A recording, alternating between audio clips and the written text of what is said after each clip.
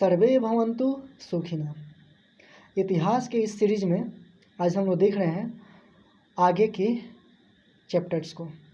Kazakhstan में सबसे पुराना पिरामिड। तो वैज्ञानिकों के अनुसार विश्व का पुराना पिरामिड मिस्र की बजाय कजाकिस्तान में स्थित था। कजाकिस्तान का कैपिटल कहाँ है? अस्ताना। और यहाँ पे यूरेनियम बहुत ज़्यादा ही मात्रा में पाया जाता है। तो ये मिस्र की पिरामिड से भी पुराना है कजाकिस्तान का। मिस्र की राजधानी कहाँ है? काहिरा। और वहाँ से लगभग 3900 मील दूर पिरामिड के आकार के ढांचे की खोज की गई है। इससे खोज करने वाले पुराविद नोवाजेनो व इगोर कुकुएस्किन के अनुसार पिरामिड का ढांचा मिस्र में स्थित पिरामिडों से लगभग 1000 वर्ष पुराना है। मिस्र के मेमोफिल के उत्तर पूर्व में स्थित पिरामिड का ईसा पूर्व 27वीं शताब्दी में निर्माण किया गया था। कजाकिस्तान के कारागंडी यूनिवर्सिटी के पुरातत्वविदों के समूह ने मिलकर यह खोज की है। हालांकि यह पिरामिड का ढांचा अब काफ़ी हद तक नष्ट हो चुका है। कारागंडा प्रांत के निकट जिले के तलाडा नदी के पास स्थित पिरामिड का पता वर्ष 2016 में ही चल गया था, लेकिन इसमें स्थित कब्रों की जांच के लिए इनकी जानकारी को सार्वजनिक नहीं किया गया। गौरतलब है कि मिस्र के अलावा मैक्सिको व चीन में भी पिरामिड स्थित हैं, लेकिन मिस्र जैसा हूबहू पिरामिड प्रथम बार सामने आया है। आगे बढ़ते हुए हम लोग देखते हैं विगत युगों की घटनाओं के संबंध में जानकारी देने वाले स्रोतों को ऐतिहासिक स्रोत यानी हिस्टोरिकल सोर्स कहा जाता है। ऐतिहासिक स्रोत दो प्रकार के होते हैं, साहित्यिक साक्ष्य और पुरातात्विक साक्ष्य। ब्राह्मण साहित्य की बात करें तो साहित्यिक साक्ष्य को दो वर्गों में विभक्त किया जा सकता है। पहला होता है देशी स्रोत। देशी ग्रंथ दो वर्गों में वर्गीकृत किया जाता है और उनमें है पहला धार्मिक ग्रंथ। इसके अंतर्गत ब्राह्मण ग्रंथ, बौद्ध ग्रंथ और जैन ग्रंथ आते हैं। जबकि गैर धार्मिक यानी लौकिक ग्रंथ की बात करें तो इसके अंतर्गत ऐतिहासिक ग्रंथ, अर्ध ऐतिहासिक ग्रंथ व जीवनियाँ आते हैं। ब्राह्मण ग्रंथ की बात करें तो ब्राह्मण ग्रंथ के अंतर्गत शामिल हैं वे निम्न हैं। पहला है श्रुति ग्रंथ। श्रुति ग्रंथ में जो सुन करके वेद, ब्राह्मण, आरण्यक और उपनिषद शामिल है। वहीं स्मृति ग्रंथ में शामिल है वेदांग और सूत्र, स्मृति, महाकाव्य। महाकाव्यों में महाभारत और रामायण शामिल है और पुराण। और वहीं संहिता या वेदों की संख्या की बात करें तो 4 हैं। उसमें ऋग्वेद, यजुर्वेद, सामवेद और अथर्ववेद शामिल है। अब यहाँ देखते हैं प्राचीन इतिहास के स्रोतों को। तो पहला है साहित्यिक साक्ष्य, दूसरा विदेशी यात्रा विवरण और तीसरा पुरातात्विक साक्ष्य। तो साहित्यिक साक्ष्य में धार्मिक साहित्य और लौकिक साहित्य दो अलग प्रकार हैं। धार्मिक साहित्य में पहला ब्राह्मण साहित्य है और दूसरा ब्राह्मणोत्तर साहित्य है। ब्राह्मण साहित्य में वेद, जिसको ज्ञान भी कहा जाता है, उपनिषद का मतलब होता है समीप बैठना, आरण्यक, पुराण, स्मृति, रामायण, महाभारत। तो ये सभी ब्राह्मण साहित्य हैं। आरण्यक मतलब होता है जंगल से रिलेटेड। ब्राह्मणोत्तर साहित्य में बौद्ध ग्रंथ और जैन ग्रंथ आते हैं। और वहीं लौकिक साहित्य में ऐतिहासिक ग्रंथ, जीवनी ग्रंथ और गल्प साहित्य आते हैं। अब बात करते हैं हम लोग पुरातात्विक साक्ष्य की। तो इसमें अभिलेख, मुद्राएं, स्मारक भवन, मूर्तियां और चित्रकला शामिल है। विदेशी यात्रा विवरण में हम लोग देखें तो इसमें जो शामिल हैं यूनानी रोमन लेखक, चीनी लेखक और अरबी लेखक। अब बात कर लेते हैं हम लोग यूनानी रोमन लेखकों की। तो सबसे पहले टेसियस आते हैं। टेसियस ईरान के लेखक हुआ करते थे। हेरोडेटस, जिनको इतिहास के पिता के नाम से जानते हैं, ये पहली बार संकल्पना लाते हैं इतिहास को लिखने की। सिकंदर के साथ आने वाले कुछ विद्वान थे, उनमें निर्याकस था, आनेसिक्रटस था और अस्टियोबुलस था। वहीं मेगास्थनीज के लेखक हैं। मेगास्थनीज लेखक हैं इंडिका के, जो चंद्रगुप्त मौर्य के दरबार में आए थे और सेल्यूकस निकेटर के संग ये थे। डाइमेकस, डायनोसियस, टॉलमी द्वितीय के नाम से भी जानते हैं टॉलमी को, जो ज्योग्राफी के लेखक हैं, और प्लिनी, जिन्होंने नेचुरल हिस्टोरी के लेखक होने का गौरव प्राप्त किया है। वहीं चीनी लेखकों की बात करें तो फाहियान, सुंगयून, वेनसांग, इत्सिंग। यहाँ पे वेनसांग हर्षवर्धन के शासनकाल में आए थे और फाहियान चंद्रगुप्त द्वितीय के शासनकाल में आए थे। याद करने का तरीका है फाहियान यानी चंद्रयान, फाहियान का यान और चंद्र का, तो दोनों मिलाकर चंद्रयान अभी भारत में खूब चर्चा में है। वेनसांग और हर्षवर्धन दोनों एच से शुरू होते हैं, तो उसको याद रख सकते हैं। अरबी लेखकों की बात करें तो तारानाथ और अलबरनी। तारानाथ तिब्बती या कंग्यूर व तंग्यूर के लेखक हैं, ये तिब्बत के यात्री थे। वहीं अलबरनी तहकीके हिंद के लेखक हैं। वेद भारत के सर्वप्राचीन धर्म ग्रंथ हैं, जिनका संकलन महर्षि कृष्ण द्वैपायन वेद व्यास ने किया था। वेद का अर्थ होता है ज्ञान, नॉलेज। इनसे आर्यों के आगमन व बसने की जानकारी मिलती है और ये 4 प्रकार के हैं। पहला है ऋग्वेद। यह प्राचीनतम वैदिक ग्रंथ है और इसकी रचना सप्त संदैव क्षेत्र में हुई थी। ऋग्वेद में 10 मंडल, 1028 श्लोक, जिसको 1017 सूक्त और 11 बालखिल्य हैं, तथा लगभग 10,600 मंत्र इसमें हैं। ऋग्वेद में अग्नि, सूर्य, इंद्र, वरुण देवताओं की स्मृति में रची गई प्रार्थनाओं का संकलन है। 10वें मंडल में पुरुष सूक्त का उल्लेख आता है, जिसमें 4 वर्णों ब्राह्मण, क्षत्रिय, वैश्य एवं शूद्र का उल्लेख है।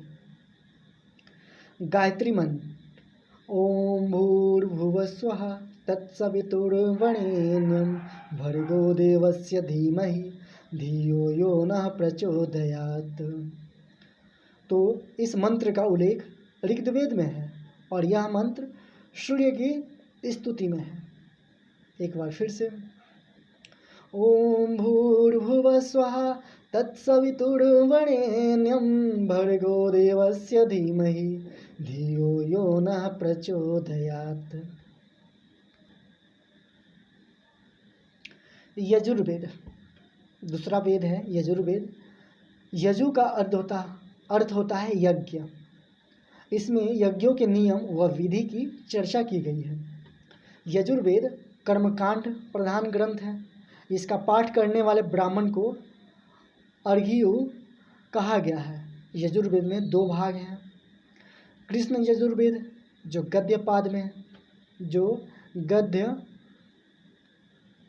में है, वहीं शुक्ल यजुर्वेद जो पद्य में है। तो 2 भागों में विभक्त हैं यजुर्वेद। यजुर्वेद एकमात्र ऐसा वेद है जो गद्य और पद्य दोनों में रचा गया है। तीसरा वेद है सामवेद।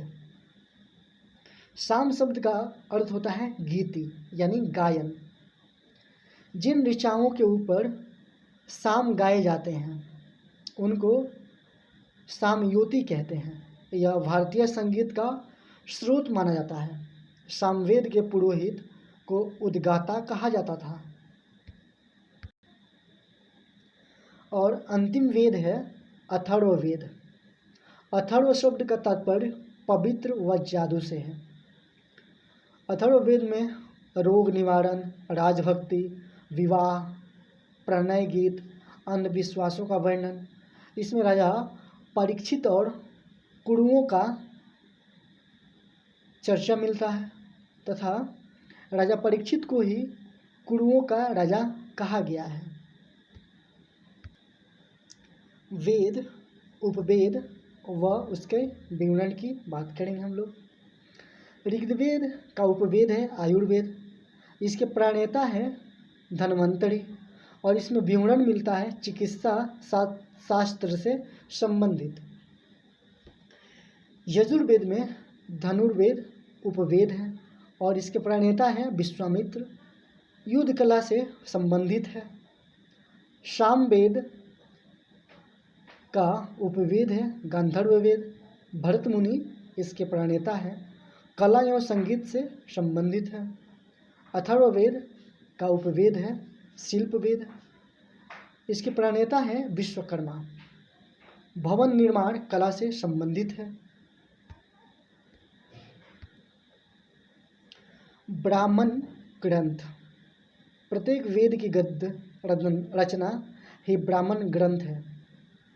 तो जिन वेद की भी गद्य रचना की गई है वही ही ब्राह्मण ग्रंथ है। प्रत्येक वेद के साथ कुछ ब्राह्मण भी जुड़े गए हैं, जैसे ऋग्वेद के साथ कौशिकी व ऐतरेय, यजुर्वेद के साथ तैत्तिरीय व शतपथ, सामवेद के साथ पंचविंश व जैमिनीय, अथर्ववेद के साथ गोपथ ब्राह्मण। तो ऋग्वेद के साथ कौशिकी व ऐतरेय, यजुर्वेद के साथ तैत्तिरीय व शतपथ, सामवेद के साथ पंचविंश व जैमिनीय, अथर्ववेद के साथ गोपथ ब्राह्मण। अरण्यक, अरण्यक शब्द अरण्य से बना है जिसका अर्थ जंगल या वन है। अरण्यक दार्शनिक ग्रंथ है जिनके विषय आत्मा, परमात्मा, जन्म, मृत्यु, पुनर्जन्म आदि हैं। ये ग्रंथ जंगल के शांत वातावरण में लिखे जाते थे एवं इनका अध्ययन भी जंगल में किया जाता था। अरण्यक ज्ञान मार्ग व कर्म मार्ग के बीच एक सेतु का कार्य करते हैं। तो ज्ञान मार्गी और कर्म मार्गी दोनों के बीच अरण्यक ही हैं जो सेतु का, ब्रिज का कार्य करते हैं। उपनिषद, उपनिषद का अर्थ होता है, उपनिषद का शाब्दिक अर्थ उस विद्या से है जो गुरु के समीप बैठकर एकांत में सीखा जाता है। इसमें आत्मा और ब्रह्मा के संबंध में दार्शनिक चिंतन है। ये भारतीय दार्शनिकता के मुख्य स्रोत हैं। उपनिषदों की संख्या 108 है। इन्हें वेदांत भी कहते हैं क्योंकि ये वैदिक साहित्य का अंतिम भाग है और ये वेदों का सर्वोच्च व अंतिम उद्देश्य बताते हैं।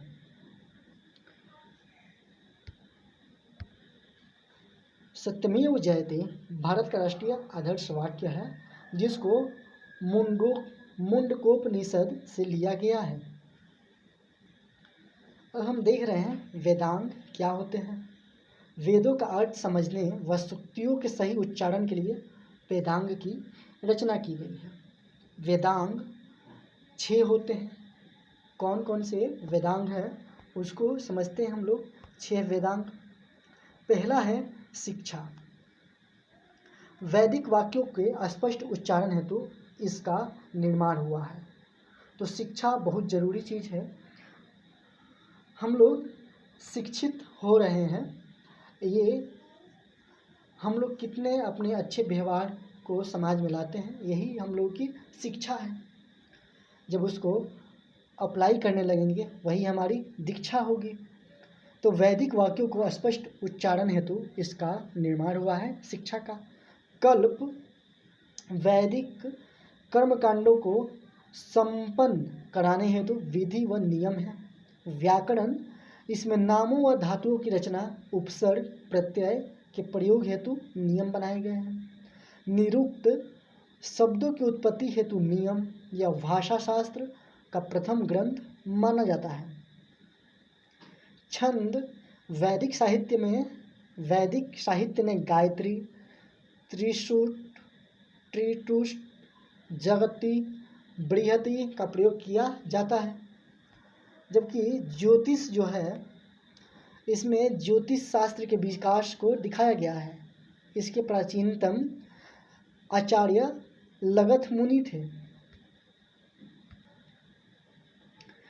वहीं अब सूत्र की बात करते हैं तो यज्ञों के विद्या के नियमों का संक्षेप में तथा व्यवस्थित रूप से प्रतिपादित करने के लिए कल्प सूत्रों का जन्म हुआ।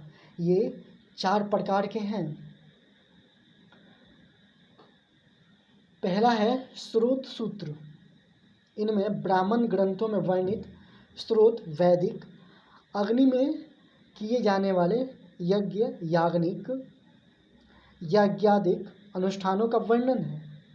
गृह सूत्र इसमें मनुष्य के समस्त लौकिक तथा परलौकिक जीवन से संबंधित कर्तव्यों का वर्णन है।